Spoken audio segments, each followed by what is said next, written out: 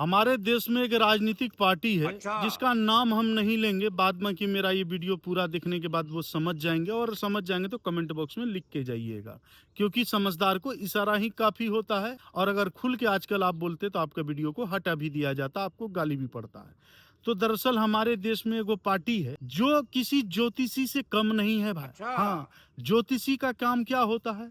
वो या तो आपको भविष्य बताएगा, या आपका भूत बताएगा, या तो वो फ्यूचर बताएगा, या पास्ट बताएगा। वर्तमान का बात नहीं करेगा कि अभी के समय आपके जीवन में क्या हो रहा है, क्या चल रहा है, उस पर कोई चर्चा नहीं होगा। ये ज्यादातर आपको भविष्यकाल या भूतकाल में ले जाएगा। वही है हमारी ये पार्टी, जिसका हम यहाँ पर नाम नहीं लेंगे।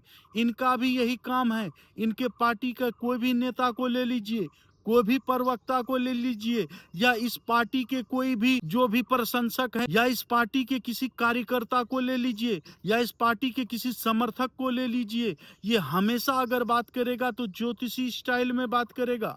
वर्तमान की बात बिल्कुल नहीं करेगा। या तो आने वाला समय दिखाकर आपको डराएगा, या पीछे वाला समय में क्या होता था वो देख के आपको डराएगा। अब वर्तमान में आपका स्थिति कितना खराब है, आपका जीवन में क्या चल रहा है, आने वाला समय आपका कितना कष्ट में हो सकता है, ये देश के लिए कितना दिक्कत हो सकता है, इस पर ये लोग चर्चा नहीं करेंगे। या तो ये लोग पीछे किसी नेता का बयान के बारे में बोलेंगे कि वो नेता वैसा कर दिया, वैसा आने वाला समय में वैसा हो जाएगा, या वैसा कर देगा। भाई यही सब कारण से उसको हटा के आपको लाए थे कि सब चीज में आप सुधार कीजिएगा। लेकिन आप क्या कर रहे हैं?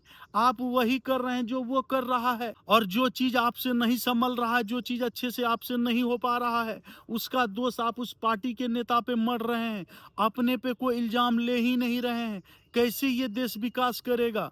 कब तक आप लोग ज्योतिषी बने रहिएगा? किसी भी राजनीतिक पार्टी का काम होता कि वर्तमान इशू पे बात करे, जनता के वर्तमान समस्या पर बात करे।